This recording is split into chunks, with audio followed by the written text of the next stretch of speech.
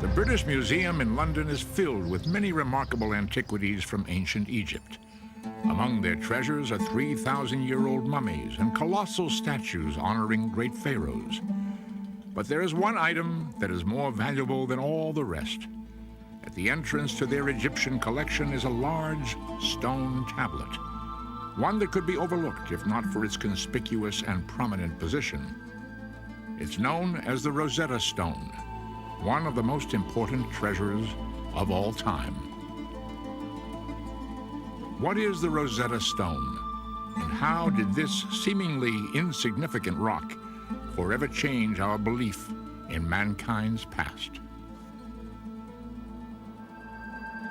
For 2,000 years, the history of ancient Egypt was buried in the sands of time. Travelers and scholars were aware of the existence of these mysterious people, but nothing was known about them. What kind of men built these gigantic pyramids the size of mountains? To what gods did they dedicate their enormous temples the size of cities? And why did they preserve their dead, burying with them treasures beyond belief? Visitors to this ancient world find strange picture writing everywhere. First called hieroglyphs by the Greeks, this mystical language fills the temples, monuments, and tombs. Walls abound with bizarre pictures of animals, human heads, and unknown shapes. Many surround paintings of Egyptians giving offerings to animal-headed gods. Even their dead were buried with this sacred script on their wrappings and coffins. What do these strange carvings say?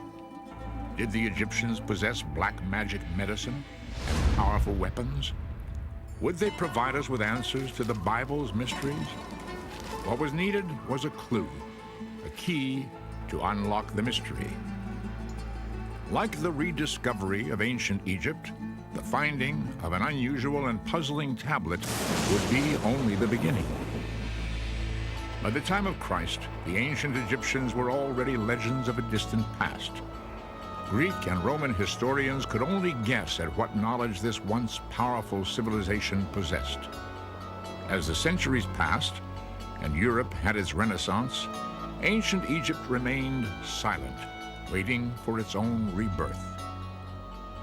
It took one of the most powerful men of all time to awaken Egypt from its sleep, a man whose leadership in battle was matched only by his passion for history. During the late 1700s, the French and British were fighting a war for world domination. In 1798, General Napoleon Bonaparte proposed leading the French army on a military invasion of Egypt. If the French could command this crossroads between Europe and Asia, they would control trade and become the most powerful country in the world. By this time, the 29-year-old Napoleon had become a legend in the French army. His victories over Austrian forces in Italy established France and himself as new powers to be reckoned with. Napoleon's sense of history and destiny led him to view Egypt as his next prize. On July 1st, 1798, Napoleon's army sailed into Egypt's port city of Alexandria. In addition to 38,000 soldiers, 167 of France's top scientists and scholars were on board. Rarely have military expeditions had academic interests as well. What was Napoleon's plan? Why was he fascinated with ancient Egypt? Like Alexander the Great, did Napoleon believe his destiny was to annex Egypt on his way towards conquering the world? The egocentric Napoleon viewed Egypt as more than just a cornerstone in his empire. He knew of its legends, its power, and its history. This was the land of the pharaohs. These kings were considered gods by their subjects. They ruled over the world's greatest civilization for 2,000 years. Napoleon was determined to learn their secrets. Like Julius Caesar, Napoleon believed he could win the hearts and minds of the Egyptians. Did he believe he was to be their next pharaoh? As a member of the French Institute of Egyptology, Napoleon personally selected the academics who formed his expeditionary force. While the French army swept up the Nile, crushing all opposition, the scholars immediately began their work setting up an institute in Cairo. This became the headquarters for Napoleon's academic expedition. They scattered across Egypt, exploring tombs, climbing monuments, studying, sketching, and painting everything in sight. The wealth of information was unbelievable. Napoleon demanded to be constantly informed. If any answers to their mysteries were uncovered, he wanted to know immediately. While Napoleon's men were busy annexing both Egypt's land and antiquities, England would not stand idly by. Within weeks, the British Navy attacked the French, destroying their ships and laying a 2-year-long siege on Napoleon's men. Napoleon himself eventually snuck past the blockade and back to France. His hopes for ruling the world were dashed. As the abandoned French army fought to stay alive, the scientists and scholars were giving birth to modern Egyptology.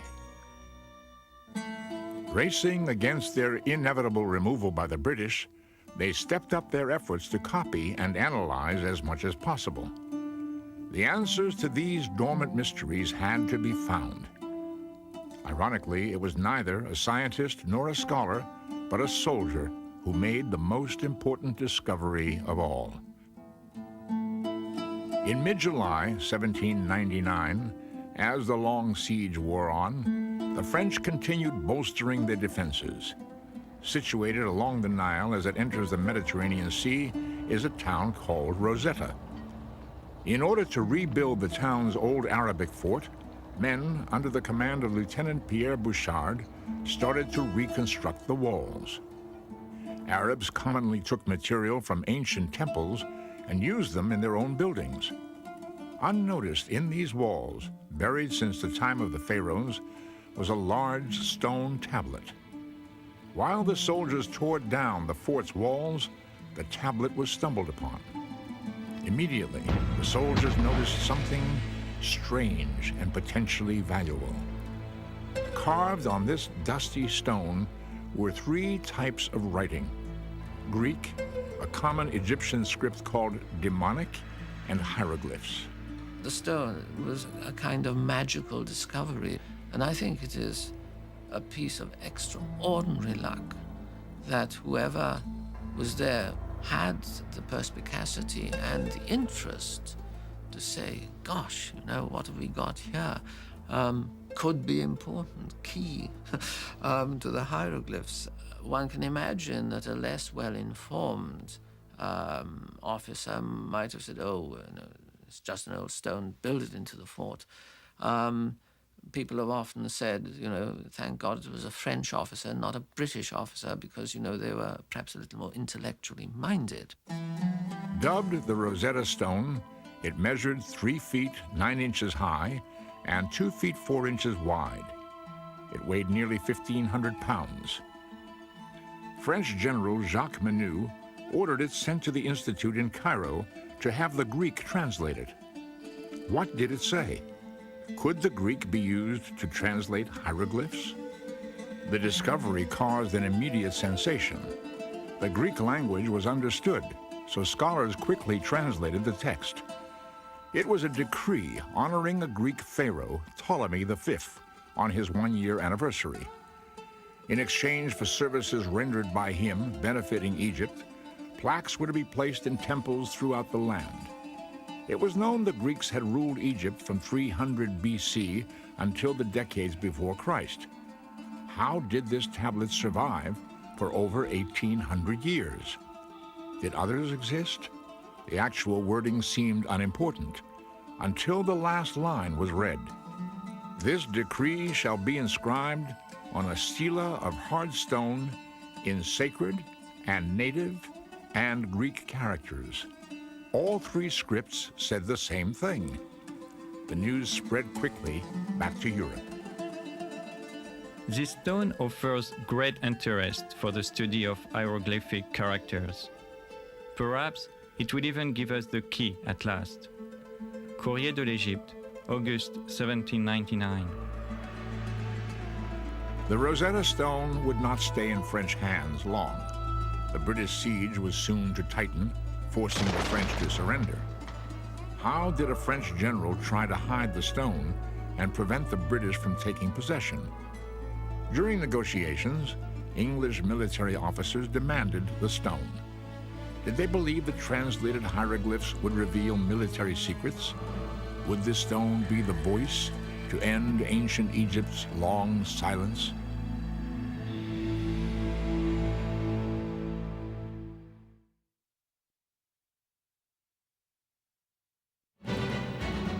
Napoleon's two-year military campaign in Egypt was a complete disaster.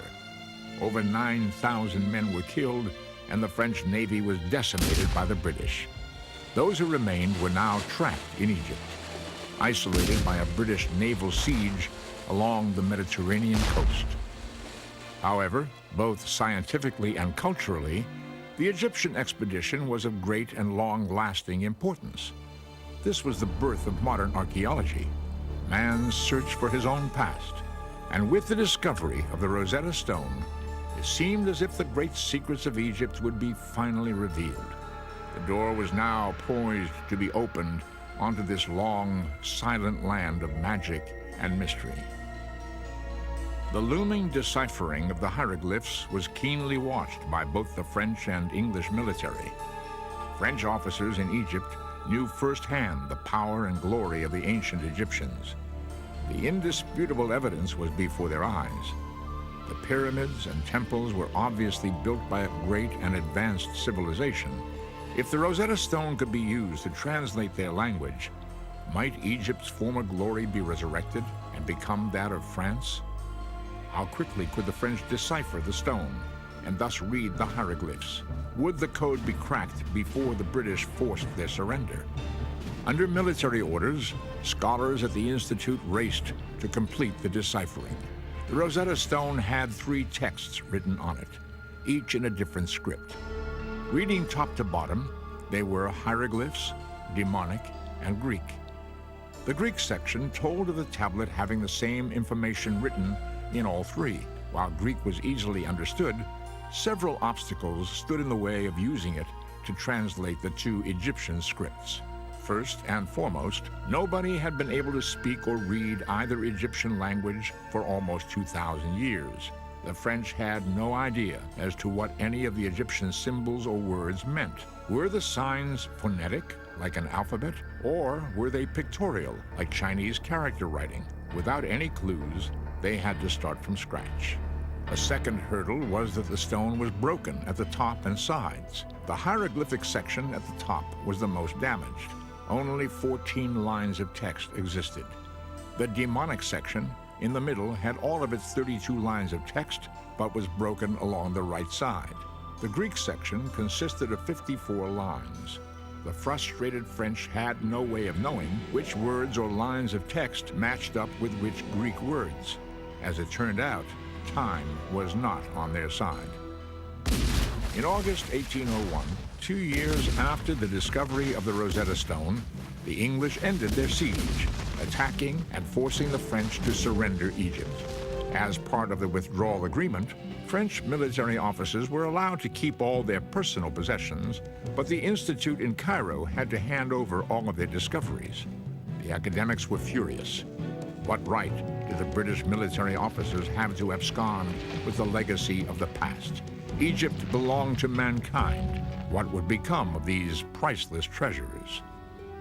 When the British got the French to surrender at Alexandria, the Rosetta Stone was already famous, although I think it was more famous in France than it was in Britain. But it was certainly regarded as one of the spoils of war, and it was regarded as one of the fruits of the British victory. The French were distinctly reluctant to let the stone out of their hands and hid it away, trying to pretend they hadn't got it. You are taking from us our collections, our drawings, our copies of hieroglyphs. But who will give you the key to all that? Without us, this material is a dead language that neither you nor your scientists can understand. Sooner than permit this vandalous spoliation, we will destroy our property. We will scatter it amid the sands and throw it into the sea. If it is celebrity you are aiming for, very well. You can count on the long memory of history. You too will have burnt a library in Alexandria. Member of the French Institute in Cairo, 1801. General Jacques Menu, now in command after Napoleon's flight back to France, attempted to keep the Rosetta Stone in French hands. After failing in an attempt to smuggle the stone out of Egypt by ship, Menu had it wrapped in cloth and hidden among his private possessions. If confronted, Menu would claim it was his personal property and thus exempt from forfeiture. Knowing the French would try to slip the Rosetta Stone out of the country, the British military brought in William Hamilton from Greece to Egypt. He had an eye for the antiquities of the world. While in Greece, he was instrumental in acquiring the Elgin marbles from the Parthenon in Athens. The British knew he would not leave Egypt without more treasures for the king. Hamilton and the British military suspected Menu of hiding the stone. When confronted at his home in Alexandria, Menu protested vigorously his right to keep the stone, but the British officers were insistent. At the point of a gun, Menu agreed the French were on the losing end of this battle. Rather than destroy the stone, Menu agreed the British were stronger and had won the right to this most valuable of trophies. William Hamilton confirmed the stone was authentic, and the British Army finally took possession of their prize. The Rosetta Stone was immediately shipped back to England, arriving in February 1802. England now had the key, but the French had made copies. The race began in earnest now to see who would decipher its cryptic mysteries first.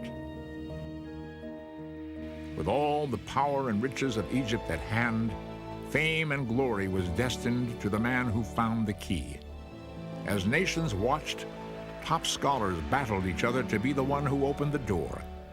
How did bitter rivalries develop between friends? Who were the men who tried and failed to crack the code? Would the Rosetta Stone ever reveal its answers? While ancient Egypt was being rediscovered by the French and English, significant events were unfolding in other parts of the world.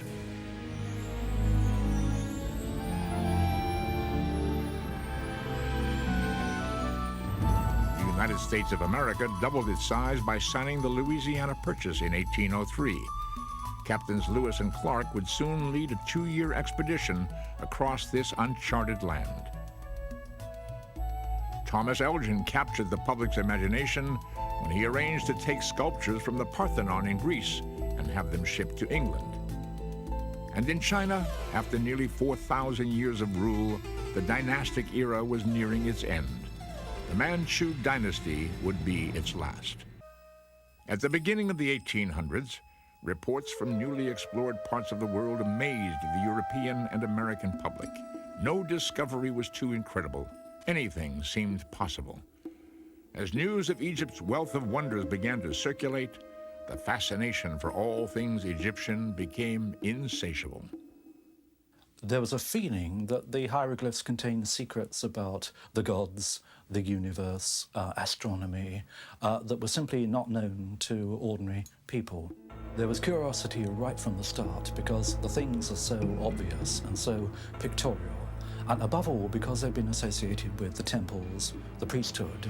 There was a feeling that they had to contain mysteries, that hieroglyphs weren't just ordinary writing, that there you had a civilization that if only you could crack the mystery would tell us things that nobody had ever thought of.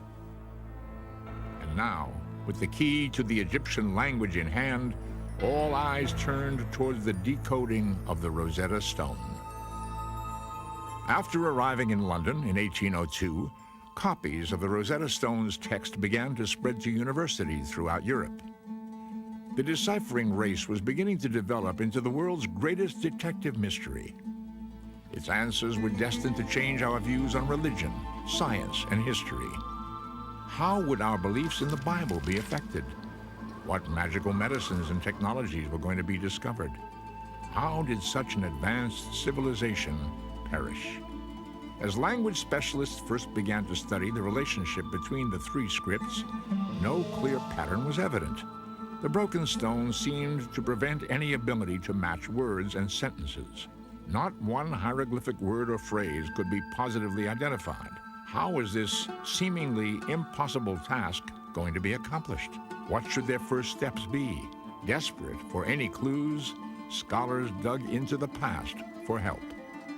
The earliest account of the Egyptian language is a Greek book written by Horapollo. Said to be an Egyptian priest, he wrote extensively on the usage and meaning of the hieroglyphs.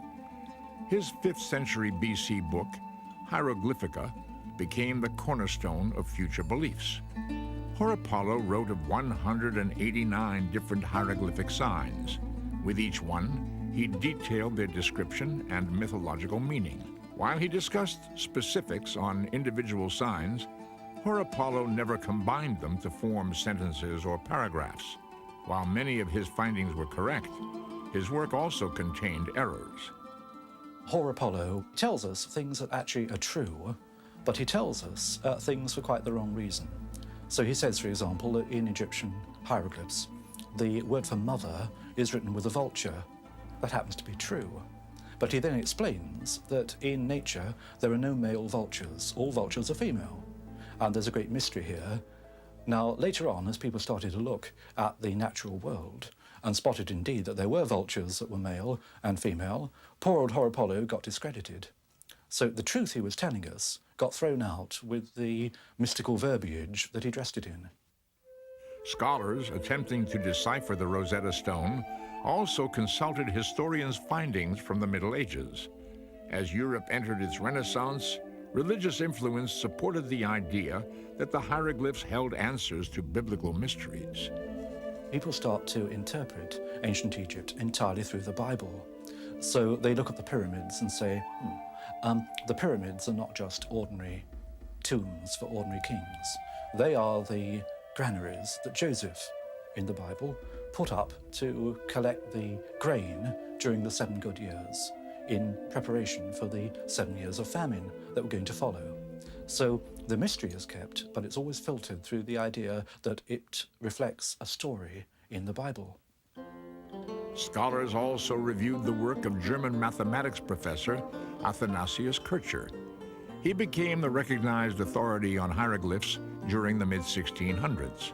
Like Horapollo before him, Kircher described each hieroglyph as representing an idea or concept. Unlike Horapollo, Kircher began to combine them into words and phrases.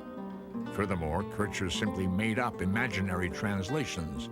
His fanciful readings led even the Pope to believe he could actually read the Egyptian language. Over a century later, at the time of Napoleon's expedition, Kircher's studies were still widely held as true.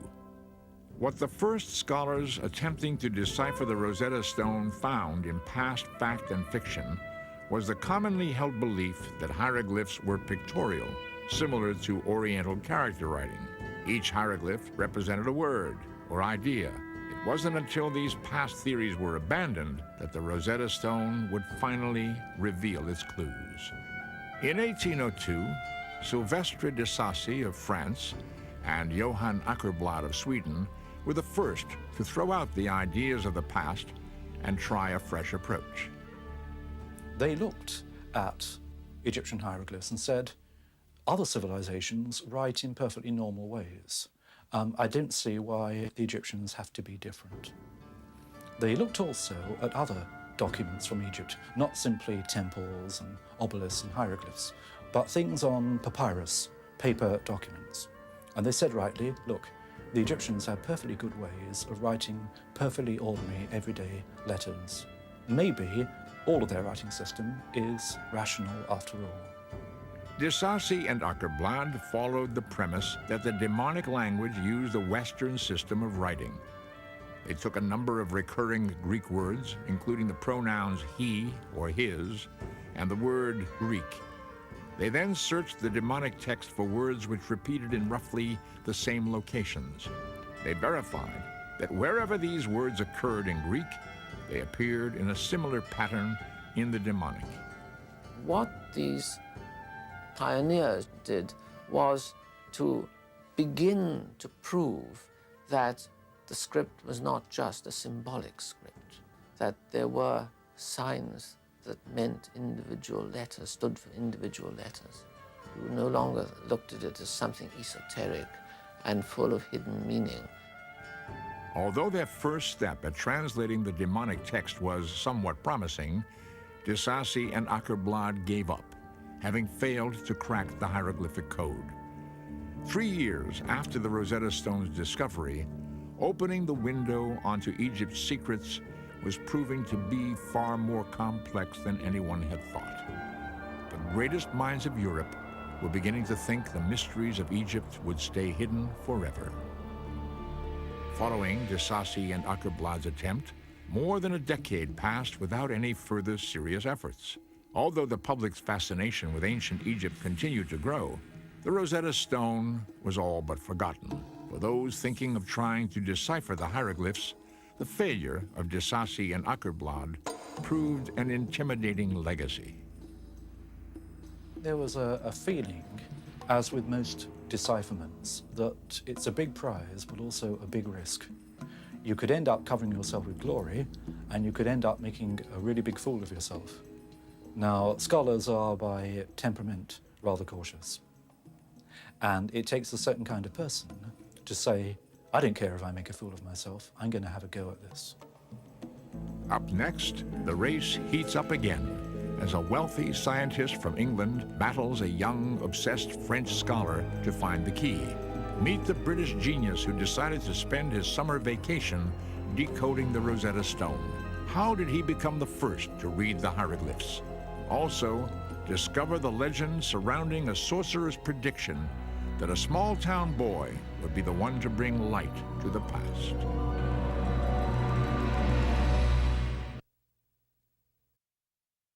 Although more tombs and temples filled with hieroglyphs were being discovered, no one seemed capable of reading ancient Egypt's secrets. This magical language seemed destined to stay buried forever. As the 15th anniversary of the discovery of the Rosetta Stone came and went, no further progress had been made on its deciphering. Although past failures at cracking its riddle seemed to prevent any future serious efforts, two men would soon step forward, each one claiming they were the first to turn the key.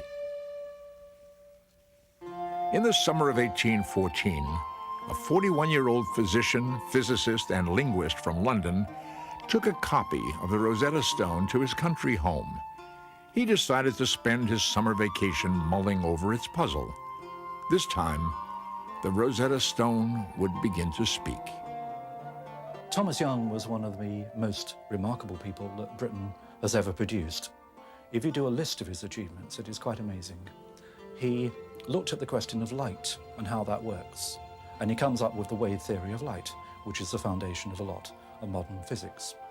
He is interested in the human eye. He's interested in how it sees color. He's interested in perception.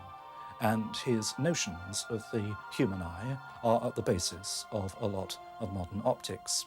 This man was probably the most brilliant problem solver that Britain has ever produced. Young felt much of the mysticism surrounding ancient Egypt was nonsense. He did not believe secrets to the universe were going to be discovered. What attracted him to the Rosetta Stone was that it was a problem, an unsolved mystery, and he wanted a chance to crack it. Young began by concentrating on the words graphically. He located lines in the Greek text which had words occurring more than once. He then attempted to find lines in the demonic text which had groups of symbols repeated these same numbers of times. Using this matching system, Young was systematically able to identify 86 demonic translations, including the words king, Ptolemy, and Egypt. Where de Sacy and Akerblad had stopped, Young's initial success led him to continue his efforts. Egyptologists had long been fascinated by the hieroglyphs that were surrounded by ovals. Called cartouches, they seemed to be placed strategically in and around the temples and tombs. A few Egyptologists had begun to speculate that a cartouche contained the name of a pharaoh or member of the royal family. Young used this knowledge to work on the theory that the cartouches on the Rosetta Stone would contain the name Ptolemy. The tablet was honoring him, so his name should be in the cartouches in the hieroglyphic section. Young further surmised that because Ptolemy was a Greek name, the Egyptians would have to write his name phonetically. If the hieroglyphs were pictorial, they would not contain symbols for foreign names or words. 4 years after he began, Young correctly matched the Greek letters in the name Ptolemy with the hieroglyphs inside one of the cartouches. In 1818, he was the first one to cause the stone to speak. The hieroglyphic section had spoken its first word, Ptolemy. While his success was beginning to garner the public's attention across the English Channel in France, another man had already been obsessed with the deciphering of the Rosetta Stone. A man Young would initially encourage and then later regret having helped at all. Thomas Young's work was well known, not only in England, but also in other countries. What's more, he sent copies of his work to various scholars up and down the continent, and particularly to Paris. And copies of Young's work were sent to Sylvestre de Sacy. One day, de Sacy showed a copy of Young's work to a young Frenchman, and the name of the Frenchman was Jean-François Champollion. Jean-François Champollion's destiny seemed tied to the Rosetta Stone from birth. A French legend describes how his bedridden mother was visited by a sorcerer months before Jean-François was born. Looking into the eyes of this sickly woman, the sorcerer saw the past being connected with the future. He predicted this woman's unborn son would be the one to bring light onto the centuries of the past. Champollion was born in Figeac, France, 1790, to a small-town bookseller. When he was 11 and living in a boarding school in Grenoble, news of Napoleon's expedition to Egypt captured the imagination of France. Champollion's older brother, Jacques Joseph, read tales of Egypt's glories and mysteries to his younger brother. When the younger Champollion received a copy of the Rosetta Stone from a cousin who had traveled to Egypt as part of the expedition, he was hooked. Young Jean-François made it his goal to read the hieroglyphs, and that, of course, meant cracking the Rosetta Stone. All his early training was devoted with that in mind. He soon paid little attention to his other studies. Languages were his all-consuming obsession. His studies became focused on Oriental and Middle Eastern languages, especially Coptic. Coptic had been a language spoken by Christians in Egypt and written in Greek. When he was about 14, Champollion was working far too hard, not on his schoolwork, but on Egyptian hieroglyphics. And he had what nowadays I think would be called a minor nervous breakdown. And he was sent off to recover. And he wrote a letter back to his elder brother saying, "It's so boring here, send me a Chinese grammar." That was the kind of obsessive personality that Champollion was. Champollion's early studies focused on the deciphering of the demonic language and its relation to Coptic. He had previously believed that hieroglyphs were symbolic, that they were mysterious and could not be deciphered in an ordinary way. But at about the same time as Young, Champollion began to sense the same links between the Greek names and the hieroglyphic cartouches. When reports of Thomas Young's work reached him, Champollion realized in a flash they were correct. Champollion would take Young's work and propel it forward. After obtaining an inscription of the known cartouche of Cleopatra from the Temple of Philae, Champollion recognized that if Ptolemy and Cleopatra have common letters, their hieroglyphs should have similar signs as well. When Champollion lined up their hieroglyphic names, the signs for P, L, and O lined up. Champollion had proven Young's theory that foreign names were spelled phonetically in the hieroglyphic language. The door was now open, and Champollion was about to walk through. Champollion realized that Young was right, that you could show that hieroglyphs could write the names of the Greek rulers of Egypt. But that was one thing. It may be that that was simply a way used in later times to write foreign names. The question was whether hieroglyphs went back in the same way into earlier periods. Champollion took a look at a copy of an inscription from the great temple of Karnak. This inscription had a king's name repeating itself many times. The king's name was written with 3 signs. At the top was a sun disk. Champollion knew from Coptic that the name of the sun in ancient Egyptian was pronounced Ra. At the bottom was a letter that Thomas Young had identified, the letter S. It was written twice. What he now had was the name of a king that began with Ra and ended with S. The middle sign was a tricky one. It had not been deciphered by Young or anyone else, but Champollion traced that sign in the Rosetta Stone. It occurred several times. Whenever it occurred, the corresponding Greek translated into the idea of birth or being born. Champollion knew the Coptic for to give birth was Mise. So there he had a king's name, beginning with Ra, the middle is Mise, and the end is S. And Champollion knew the ancient names of the kings of Egypt, and he knew that there had been a famous king on the throne of Egypt called Ramesses.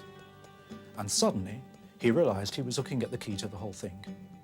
The knowledge of Coptic, the alphabet deciphered by Thomas Young, plus his immense knowledge of ancient Egypt, gave one the decisive breakthrough. And at this point, he comes out with, Je tiens l'affaire, I've got it. Young's reaction to Champollion's efforts were mixed. He was happy to see someone moving along his work, but he was enraged by Champollion's refusal to give him any credit. Champollion may have had the same ideas, but his work was not published. Young's was. When Champollion finally did publish his results, he became the talk of Paris. All of France celebrated the fact that a Frenchman had deciphered the hieroglyphs first. But Champollion couldn't be bothered with such controversy. His tremendous work ethic only grew as his efforts continued with astounding tenacity and speed. He was now determined to compile a complete list of all pharaohs and the dates they held power. By 1824, Champollion had built a hieroglyphic alphabet containing 21 letters. All of Champollion's work was done sitting behind a desk, using copies of inscriptions others had provided. What would happen when he traveled to Egypt and looked at the hieroglyphs firsthand? Could he really make the hieroglyphs speak? What would they finally say?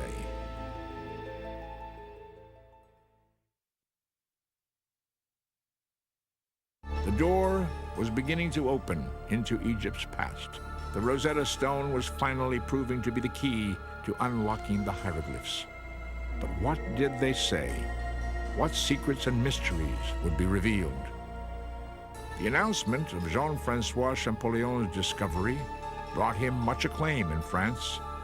The French Academy had previously considered him a crazy obsessive, working away in his room and getting nowhere. But now, suddenly, he was a national hero.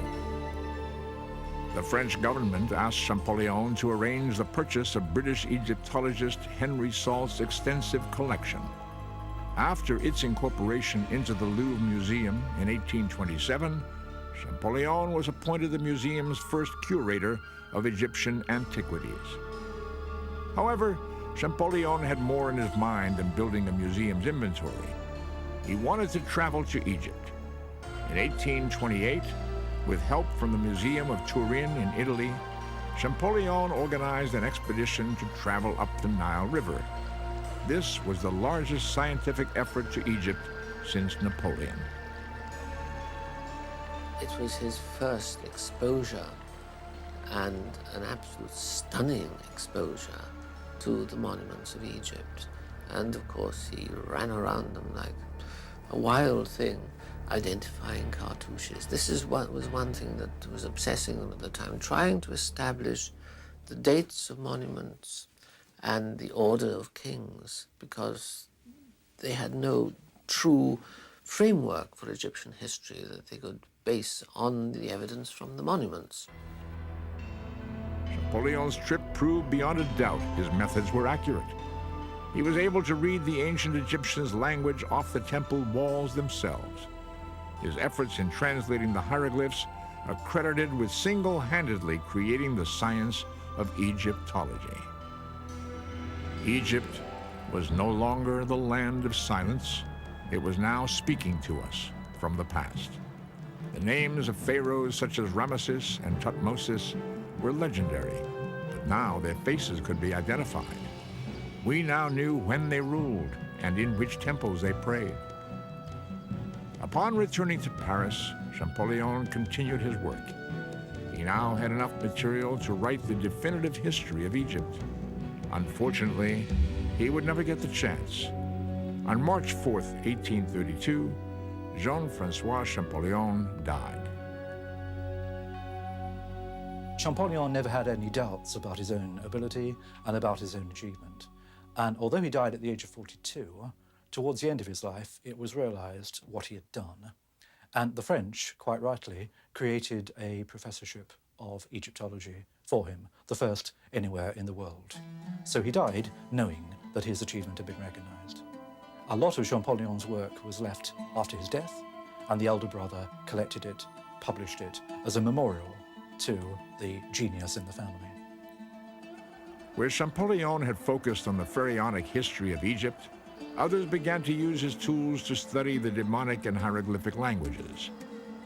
The amount of written material on walls and on papyrus scrolls was tremendous. As the years went by, the social, political, economic history of the ancient Egyptians began to be understood. But it was the personal written records that surprised most people. We learned that by looking at the ancient Egyptians, we were looking at ourselves. Slowly, it became clear that the Egyptians were like the rest of us. They wrote letters to the bank manager. They wrote letters to the local tax official. They wrote letters to each other about various normal aspects of normal lives. They had literature, just like ours, not very different. The Rosetta Stone brought back to life the history of both ancient Egypt and of mankind itself. Although the Rosetta Stone has been deciphered now for more than 170 years, we're still only scratching the surface of what mysteries are buried. From the spectacular treasures found in the tomb of King Tutankhamun in 1922, to the uncovering of the tomb of the sons of Ramesses the Great in 1995, ancient Egypt is still providing new and amazing discoveries.